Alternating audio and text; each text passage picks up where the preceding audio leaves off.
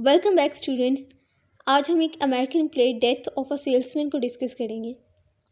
सबसे पहले हम इसकी टाइटल को देख लेते हैं। हम इसे दो तरह से इंटरप्रेट कर सकते हैं।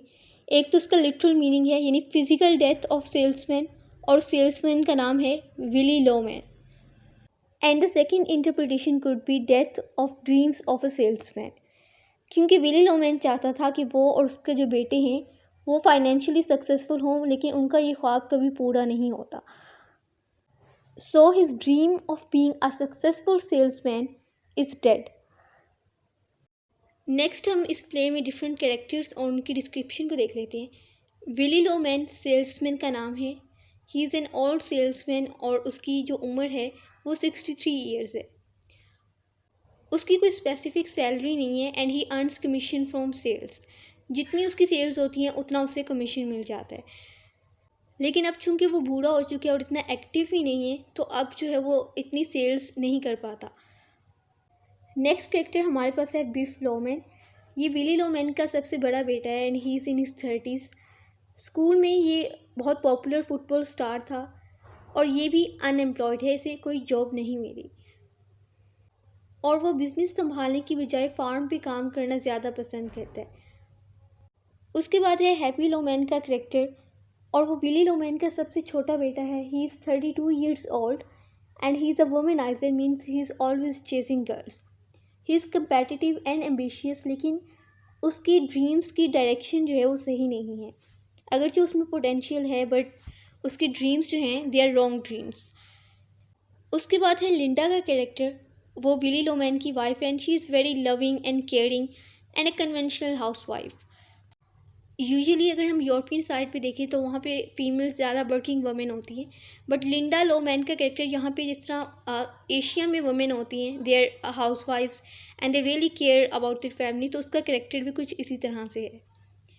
उसके बाद है बेन। ये विली लोमैन का भाई है and he made a great Fortune in Africa and Alaska. उसने बहुत पैसा कमाया और ये विली लोमैन का आइडियल भी है। विली लोमैन इसकी तरह बनना चाहता है। उसके बाद है चार्ली। ये विली लोमैन का नेबर है and he is very successful businessman and he is very humble and down to earth person, और ये विली लोमैन की जो है वो मदद भी करता रहता है। और उसके बाद है बर्नार्ड, जो कि चार्ली का बेटा है and he is a successful lawyer. उसके बाद है हॉवर्ड। ये विली लोमैन का बॉस है and he is very cold and selfish and he doesn't care much about his employees. Willy Loman जो है उस वक्त से काम कर रहे हैं जब हॉवर्ड का जो बाप है वो इस कंपनी का मालिक हुआ करता था, बट स्टिल हॉवर्ड जो है वो विली लोमैन की रिक्वेस्ट को टर्न डाउन कर देता है और उसकी बात नहीं सुनता। अब हम इस प्ले की समरी देख लेते हैं। विली लोमैन ब्रुकलिन से वापस आता है विदाउट मेकिंग एनी सेल्स। अब अगर कोई सेल्स नहीं है तो उसे कोई कमीशन भी नहीं मिलेगा। उसके बाद बिफ लोमैन के बारे में बताया गया, वो फार्म्स पे वर्क करते हैं and he is a great potential, but वो भी अनएम्प्लॉयड है और कोई इतना वो फाइनेंशियली सक्सेसफुल नहीं है। फिर किचन में एक सीन दिखाया गया है जिसमें विली जो है वो खुद को और अपने बेटों को चार्ली और बर्नार्ड के साथ कंपेयर करते हैं, जो कि उसके नेबर्स हैं, और उसे लगता है कि जितना नेचुरल क्रिज्मा जो है वो विली लोमैन और उसके बेटों के अंदर है वो उसके नेबर्स में नहीं है। अब चार्ली जो है, विली की तबीयत नहीं ठीक होती तो चार्ली जो है वो उसे देखने आता है और उसके बाद उसे एक जॉब की ऑफ़र करता है, जो कि विली लोमैन उससे इनकार कर देता है, उसे मना कर देता है। अब यहाँ पे आप उसकी पर्सनैलिटी का आपको थोड़ा कुछ आइडिया होना शुरू हो जाएगा कि उसे विली लोमैन को जॉब चाहिए और उसको जब चार्ली ऑफ़र करता है तो वो उसको टर्न डाउन कर देता है। सो उसकी जो ईगोइस्टिक नेचर है वो इसे अलाउ नहीं करती कि वो किसी दूसरे के नीचे जो है वो काम करे। अब उसके बाद विली की जो मेंटल स्टेट है वो ख़राब होना शुरू हो जाती है and he is hallucination of his brother Ben, जो कि अफ्रीका और अलास्का में उसने काम किया और उसने बहुत पैसा कमाया। अब विली लोमैन को अक्सर अपने भाई का जो भूत है वो नज़र आता है और वो उसके साथ बातें भी करते हैं, विच शोज़ कि उसकी मेंटल स्टेट जो है वो कितनी ख़राब हो चुकी है। फिर लिंडा जो है उनकी मदर अपने बॉयज़ के साथ डिस्कस कर रही होती है कि विली की जो तबीयत है वो कितनी ख़राब हो रही है and he even try to commit suicide. तो इसके बाद बिफ कहते हैं कि अच्छा वो अपने एक्स बॉस बिल ओलिवर से कुछ लोन लेगा ताकि वो स्पोर्ट्स बिजनेस जो है वो स्टार्ट कर सके और उनकी जो फाइनेंशियल सिचुएशन है वो बेटर हो सके। और विली जो है वो अपने बॉस हॉवर्ड वैगनर के पास चाहता है कि उसे न्यूयॉर्क के किसी ऑफिस में जॉब दे दे, क्योंकि उसके लिए डिफरेंट सिटीज़ में ट्रैवल करना बहुत मुश्किल है इस एज में। लेकिन बजाय इसके कि हॉवर्ड वैगनर जो है वो उसका ट्रांसफ़र करता किसी करीब के ऑफिस में, वो उसे जॉब से निकाल देता है। सो यहाँ पे there is failure after failure, उन्हें कोई भी जो है वो सक्सेस नहीं मिल रही किसी भी पॉइंट पे। अब उनका कोई भी प्लान जो है वो काम नहीं करता और विली सोचता है कि आखिरी तरीका यही बचा है कि वो सुसाइड कर ले, और जो इंश्योरेंस की मनी है वो बिफ को मिल जाएगी और उसके थ्रू जो है वो कोई अपना काम स्टार्ट कर लेगा। और फिर टुवर्ड्स द एंड ऐसा ही होता है कि विली लोमैन जो है वो सुसाइड कर लेते हैं, और जब उसकी डेथ होती है तो वहाँ पे कोई भी नहीं होता सिवाय उसकी फैमिली मेम्बर्स के। और लिंडा को लगता था कि उसका जो हस्बैंड है विली लोमैन, वो बहुत पॉपुलर था, वेल लाइक्ड था, सारे उसे पसंद करते थे, तो कोई उसकी डेथ पे क्यों नहीं आया। क्योंकि विली लोमैन जो है वो अक्सर अपनी फैमिली को बताया करता था कि वो बहुत पॉपुलर है अपने फेलोज़ के दरमियान, और जब उसकी डेथ होती है तो वहाँ पे कोई भी नहीं होता। सो हम यहाँ पे उसका जो फ्लॉ है वो देख सकते हैं कि वो रियलिटी को कभी एक्सेप्ट नहीं करता था। उसे लगता था कि वो बहुत पॉपुलर है, वो बहुत टैलेंटेड है, जबकि रियलिटी जो है वो इसकी ऑपोजिट थी। नेक्स्ट हमारे पास है सिंबल्स। सबसे पहला सिंबल जो है वो सीड का है, और उसमें हमें सीन दिखाया गया है कि विली लोमैन अपने गार्डन में है, बैकयार्ड में है, और वो कहते हैं nothing is planted, I don't have a thing in the ground. अब इसका लिटरल मीनिंग तो ये होगा कि उसने वहाँ पे कोई पौधे वगैरह नहीं लगाए हुए, बट ये सिंबलाइज क्या करते हैं कि he is it living a good legacy. उसके पास इतनी दौलत वगैरह नहीं है जो विरासत के तौर पे अपने बेटों के लिए छोड़ के जा रहा हो। नेक्स्ट हमारे पास सिंबल है डायमंड, और वो फाइनेंशियल सक्सेस को रिप्रेजेंट करते हैं। यहाँ पे आप एक ऑडिशन लिख सकते हैं, the jungle is dark but full of diamonds. अब जंगल जो है वो सिंबलाइज करता है इस वर्ड को, जहाँ पे बहुत कट थ्रोट कंपटीशन है, बट वहाँ पे अपॉर्चुनिटीज़ भी हैं। उसके बाद है Alaska, Africa and West America. अगर हम देखें इस पूरे प्ले को तो इसकी सेटिंग जो है वो लोमैन हाउस तक ही है। सारी सेटिंग और सारा जो सीन दिखाया गया है वो उसके घर का ही दिखाया गया है। सो वो जो नैरो सी सेटिंग है, it symbolises physical and mental restrictions, और ये भी कि आप वहाँ पे आपको ज़्यादा अपॉर्चुनिटीज़ नहीं मिल सकती। और उसको कंपेयर किया है उसने अलास्का, अफ्रीका और वेस्ट अमेरिका से, which are very vast areas. तो वहाँ पे जो है वो अपॉर्चुनिटीज़ ज़्यादा है, वहाँ पे फ्रीडम ज़्यादा है। उसके बाद है टेनिस रैकेट, जो कि बर्नार्ड के सक्सेस को और बिफ के फेलियर को रिप्रेजेंट करता है। अगरचे बिफ जो है वो बहुत फेमस टेनिस प्लेयर था, बट बाद में प्रैक्टिकल लाइफ में ही अचीव नथिंग। उसके बाद है मॉर्निंग वर्सेस नाइट, क्योंकि ये 24 आवर्स का जो है प्ले है, मॉर्निंग से स्टार्ट होता है और रात के वक्त जो है ये ख़त्म हो जाता है। तो विली कहते हैं I will start off in the morning, I will feel better in the morning. अब दिन के वक्त जो सनशाइन है it represents hope for success, और नाइट क्या रिप्रेजेंट करती है, Willy's ignorance to truth and reality. वो रियलिटी को फेस ही नहीं कर पा रहा कि उसके जो बेटे हैं या जो वो खुद है वो इतना टैलेंटेड नहीं है।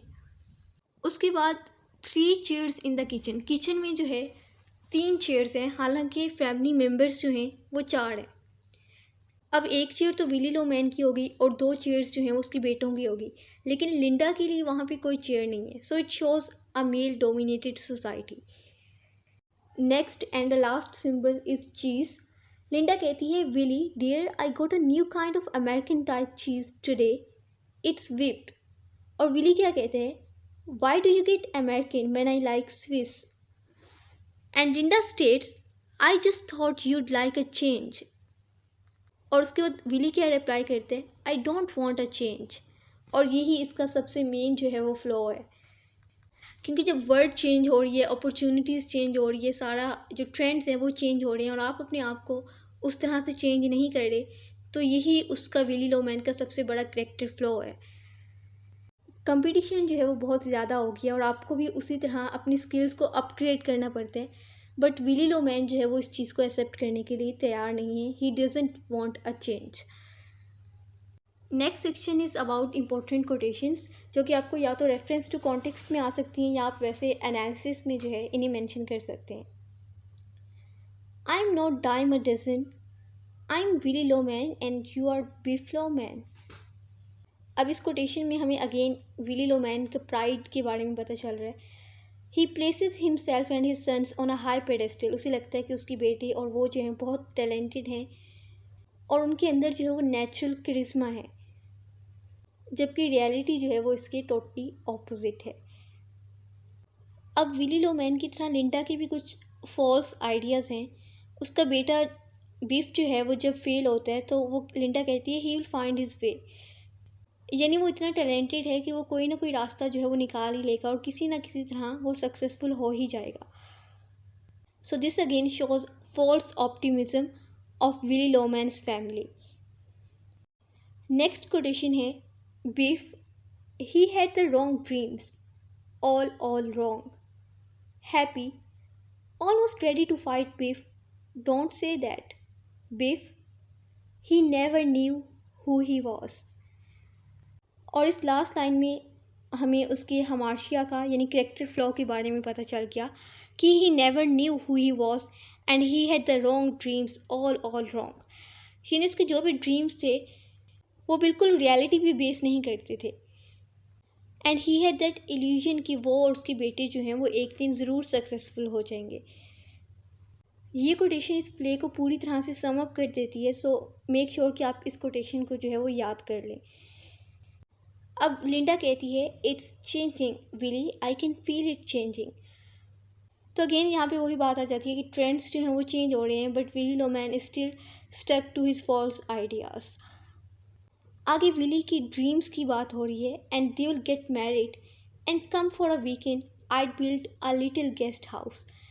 अब विली लोमैन अपने बेटों के बारे में बात कर रहे हैं कि जब उनकी शादी हो जाएगी तो वो वीकेंड पे यहाँ पे आया करेंगे और मैं उनके लिए एक छोटा सा गेस्ट हाउस बनाऊँगा।